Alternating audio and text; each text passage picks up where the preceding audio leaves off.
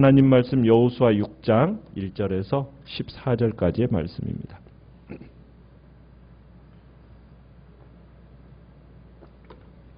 여호수아 6장 1절에서 14절까지의 말씀.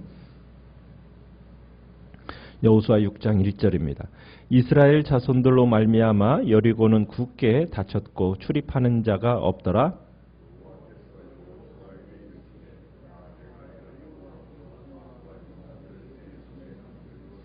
너희 모든 군사는 그 성을 둘러 성 주위를 매일 한 번씩 돌되 엿새 동안을 그리하라.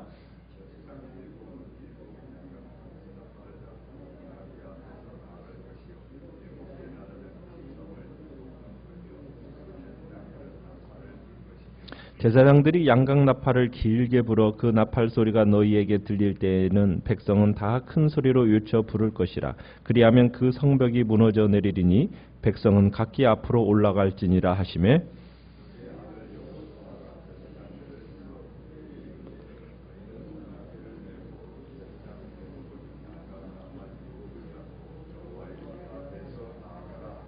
또 백성에게 이르되 나아가서 그 성을 돌되 무장한 자들이 여호와의 궤 앞에서 나아갈지니라 하니라.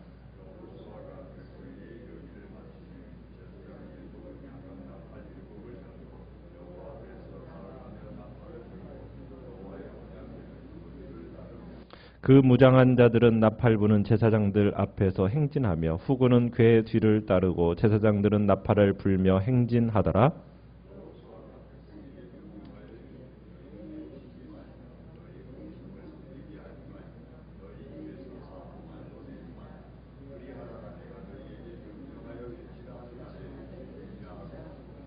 여호와의 궤가 그 성을 한 번 돌게 하고 그들이 진영으로 들어와서 진영에서 자니라.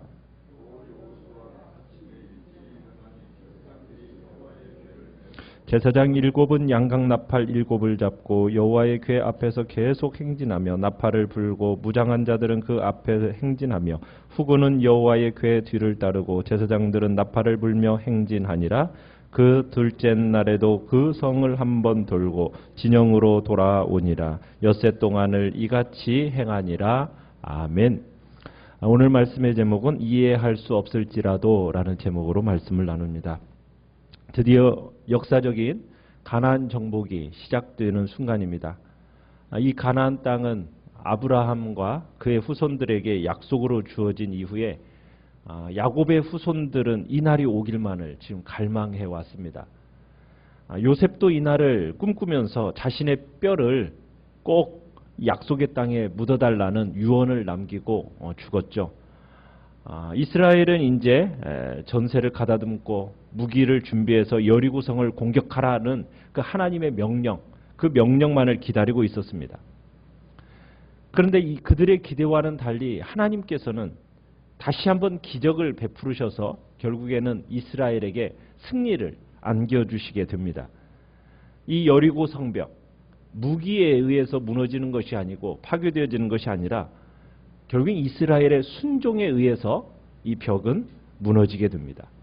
그러니까 하나님께서 베푸신 그 기적을 통해서 이스라엘 백성들이 요단강을 정말 건넜던 것처럼, 그들은 건널 수 없는 그 요단강을 건넜던 것처럼 이번에도 하나님의 그 놀라우신 베푸신 기적으로 이제 여리고성을 건너게 될 것입니다. 그러니까 이 역시 어떻게 보면은 하나님이 말씀하신 이 거룩한 전쟁, 성전이라고 하는데 이 거룩한 전쟁에서 무기가 아닙니다. 결국에는 성공과 실패는 하나님의 말씀의 순종과 그 다음에 성결함, 이것이 이제 성공과 실패를 좌우하는 가늠자가 되는 거죠. 자, 1절을 보시면은 여리고 성은 지금 어떻게 되었다고 얘기하고 있습니까? 아주 굳게 닫혀 있습니다. 이 여리고 성은 정말 튼튼한 성벽을 과시하는 성이에요. 외벽과 내벽으로 있으면서 이 성은 무너지지 않는 그런 정말 튼튼한 성벽이 정말 과시되어지는 성이거든요. 그런데 이 성이 빗장을 딱 걸어 잠그고 이렇게 걸어 잠그고 있으면요, 난공불락의 성이 되는 겁니다.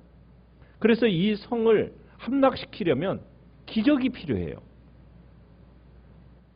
정말 홍수 때 범람하는 요단강을 건너기 위해서 기적이 필요했던 것처럼 지금 여리고성을 정복하려면 이건 절대로 성벽이 무너지지 않는 성벽입니다.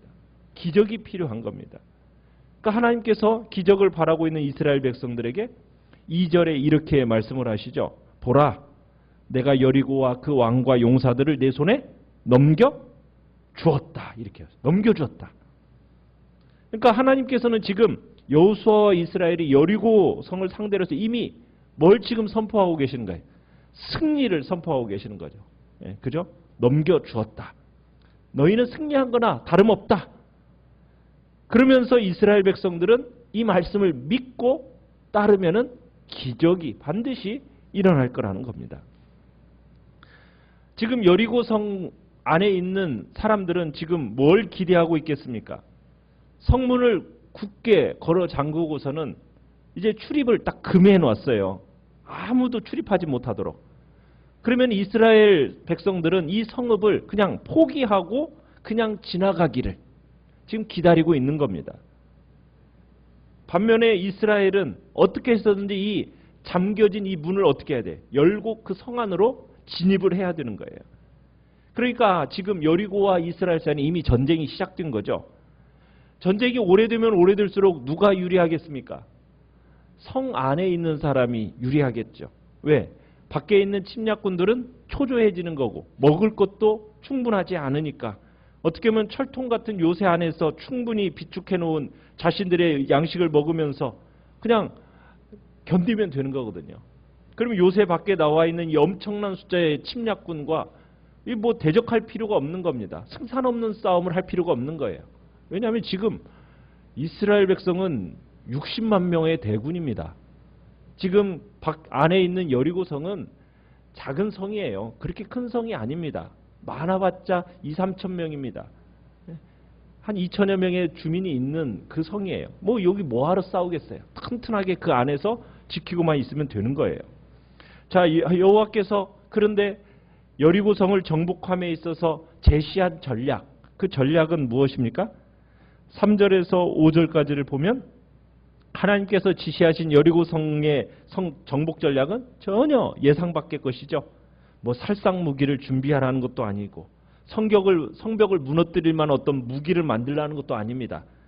단지 그저 하나님의 언약궤와 함께 7 제사장이 양각 나팔을 불고 매일 여리고성을 한 바퀴씩 6일 동안 돌라는 겁니다. 그리고는 7째 날에는 7바퀴를 돌면 돼요. 7째 날에는 그 성을 7번 돌고 제사장이 길게 양각나팔을 불면은 백성들이 뭐 하면 돼요? 소리를 지르면 된다는 거예요. 참, 이 전략이라는 것이 군사적인 측면에서 볼 때 어떻습니까? 적실성의 여부를 여러분들이 판단해 보면 어때요? 전혀 뭐 뜬금없는 전략이지 않습니까? 자, 이 전략을 하나님이 주셨을 때 이 전략을 실행하여 옮길 때에는 무슨 자질이 필요하겠습니까? 여리고성 함락에 있어서 본문이 강조하는 바는 뭐냐? 하나님이 지시를 상세하게 하세요. 그 상세한 지시, 그분의 지시를 이스라엘 백성들은 어떻게 하는 거예요? 순종하는 겁니다. 그에 따라서 행하는 순종, 이것이 지금 요구받고 있는 겁니다. 그냥 이스라엘 백성들은 그들의 입장에 생각해 볼 때 그냥 일주일 동안 특별히 하는 일 없어요. 매일 성벽을 돌면 돼요. 뭐 성벽의 둘레가 그렇게 길지 않습니다. 600에서 한 1km밖에 되지도 않는 그 둘레예요. 이 둘레를 뭐 여러분 60만 명이 한번 돈다고 생각해 보세요. 뭐 이게 지금 뭐 성벽이 그런다고 해서 무너져 내릴 것 같습니까? 하나님의 말씀은 인간적으로 도저히 이해할 수가 없어요. 그죠? 이치에 맞지도 않습니다. 그런데 그것을 받아들여야 해요. 하나님께서 제사장들을 앞세우고 돌라 하셨으니 그냥 여리고성을 돌라고 하신 말씀대로 돌으라는 거예요. 지금 어떻게 보면 믿음을 시험하는 일이 바로 이 전략입니다. 자, 여호수아가 이제 하나님의 정복 전략을 백성들에게 전달을 합니다. 자, 어떻게 움직이기 시작합니까? 8절, 9절, 특별히 9절을 보면은 자, 순서가 있죠. 매일 여리고성을 도는데 이스라엘 행렬의 첫 부분은 9절에 보면 누가 제일 먼저 갑니까? 무장한 호위병이 서고 그 뒤에 나팔부는 제사장들이 궤를 메고 줄을 잇고 그 뒤를 언약궤 뒤에 다시 누가 옵니까? 무장한 호위병이 섭니다. 자, 여리고성을 도는 동안 백성들이 지켜야 할 명령이 있죠. 10절. 10절에 보시면은 뭐라고 얘기하고 있습니까? 너희는 외치지도 말고 음성을 들리게 하지도 말고 너희 입에서 아무 말도 내지 말라. 그러다가 마지막 날 외치라 하는 날에 외쳐라. 지금 이렇게 얘기하고 있습니다. 그러니까 매일 여리고성을 도는데 이스라엘의 행렬이 제사장들의 나팔 소리는 들려요. 그런데 백성들은 철통 같은 침묵으로 구성되어 있습니다. 자, 이 나팔 소리라는 것은 어떻게 보면 하나님의 임재와 그가 언제든지 전쟁을 하실 준비가 되어 있다라는 상징적인 것이 바로 이 나팔 소리입니다. 백성들은 뭐 하고 있어요? 아무 소리도 없는 침묵입니다. 아주 이 행렬이 진지하고 거룩한 예식이다라는 것을 지금 보여주는 거죠. 자, 그래서 이스라엘 백성들이 이제 마지막 날 승리를 축하하고 마치 그를 축하하면서 소리를 지르는 거예요. 그날이 오기까지는 어떻게 해야 돼요? 경건하게 묵묵히 그냥 조용히 침묵하며 따라가야 됩니다. 나팔 소리, 그 소리를 따라서 백성들은 침묵하면서 따라가는 거예요. 참 여리고성 안에서 바라보는 그 여리고성 사람들은 어땠을까요? 그 광경을 지켜볼 때 여러분 뭐 60만, 100만 명의 사람들이 여러분 쭉 돈다고 한번 생각을 해보세요. 공포를 자아내겠죠? 충분하겠죠. 마지막 날을 제외하고는 7일간 침묵으로 일관하면서 행진해야 됩니다. 아마 백성들 사이에서 여러 다양한 반향들이 일어났을 거예요. 자, 6일 동안 이 일을 반복하는 이스라엘 백성들을 보면 여러분 어떤 생각이 드세요? 자, 어쨌든 첫째 날의 모든 것을 이제 하나님의 명령대로 성공적으로 수행을 합니다. 12절에 가보면 이제 아침에 일찍이 일어나서 이제 하나님의 명령대로 이제 순종을 해요. 이러한 행진을 며칠 동안 반복해요? 6일 동안 반복합니다. 도저히 이해할 수 없는 하나님의 방법과 하나님의 명령에 이스라엘 백성들은 그저 순종을 했어요. 침묵 속에서. 정말 이스라엘 백성이 침묵하면서 도대체 무슨 생각을 했을까요? 참 이 말씀, 이 명령 참 이해할 수 없다. 그런데 하나님께서 우리에게 원하시는 것은 뭡니까? 이해가 아니라 순종입니다. 순종. 우리의 머리에 이해가 되지 않는다 할지라도 주의 말씀이니 순종하는 거예요. 이게 우리의 거룩한 전쟁에서의 승리의 방법입니다. 여러분, 성 안에서 지금 행진하는 이스라엘 백성들을 바라보는 여리고 사람들은 어떤 생각을 했겠습니까?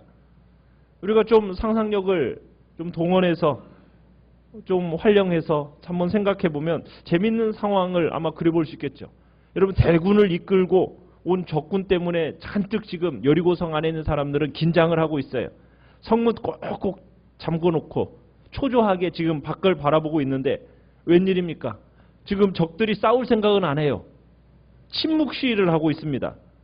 물론 뭐 제사장으로 보이는 사람들이 나팔을 불기는 하지만은 그 군사들은 한마디도 하지 않고 그냥 침묵으로 일관하면서 그 성 둘레를 한 바퀴 도는 거예요. 여러분, 침묵 행렬이 일주일 동안 그렇게 계속되면 여리고 사람들은 어떻게 했어요? 제일 처음에야 긴장 속에서 바라보지만 며칠이 지나면은 슬슬 비웃기 시작하지 않겠습니까? 아니, 전쟁으로 온 사람들이 지금 뭐 하는 거야? 싸울 생각은 전혀 안 하고 그저 맨 앞에 무슨 상자 하나 딱 앞세우고서는 지금 저 사람들 도대체 뭐 하는 거야? 하면서 연일 성만 돌고 있으니까, 그것도 한 바퀴만 쭉 돌고 돌아가니까 얼마나 참 우스운 일이에요. 그러니까 이 성벽에서 지켜보던 아마 여리고 사람들은 제일 처음에는 긴장해 있다가 나중에는 어떻게 했어요? 비아냥거렸지 않겠습니까? 그런데 그 모든 행동, 그 모든 비롯된 행동이 하나님의 말씀에 대한 믿음과 순종에서 비롯되었던 것. 여러분, 우리가 믿음으로 행하고 하나님의 말씀에 순종하는 것이 세상 사람들에게는 어떻게 보여질 수가 있어요? 오해와 야유로 우리에게 보여지고 불러일으킬 겁니다. 그때 우리는 그것에 흔들려서는 안 되는 거예요. 아무리 조롱하고 아무리 야유하고 때로는 오해로 우리에게 다가온다 할지라도 우리는 무엇을 붙들고 가는 겁니까? 그 약속의 말씀을 붙들고 믿음으로 전진하는 겁니다. 그러면 반드시 승리가 보장되어 있어요. 하나님께서 역사하신 그날 우리를 비웃던 사람들은 다 어떻게 되는 거예요? 곡소리 나는 겁니다. 끝장나는 거예요. 우리는 다른 사람들의 시선에 아랑곳하지 않고 우리는 하나님의 명령을 묵묵히 순종하는 자리에 서야 됩니다. 그것이 여호수아의 모습이요 이스라엘 백성들의 모습이었습니다. 우리는 오늘 한날 주님께서 약속하시는 그 약속의 말씀 붙들고 믿음으로 묵묵히 순종하는 복된 자리에 서시기를 바랍니다. 아무리 야유와 조롱이 우리에게 들려온다 할지라도 우리는 묵묵히, 그죠? 그것에 반응할 필요가 없습니다. 그것을 이해시킬 필요도 없습니다. 오해에 대해서 이해시킬 필요도 없어요. 그냥 묵묵히 우리는 말씀을 따라 믿음으로 전진해 가는 겁니다. 우리는 그 묵묵히 하나님의 명령에 따를 수 있는 내면의 힘을 달라고 우리는 기도해야 됩니다. 그래서 주님께서 주시는 그 약속을 따라서 그 약속의 놀라운 은혜를 경험하는 복된 자리에 서시기를 간절히 축원합니다. 오늘 말씀을 합니다. 오늘 말씀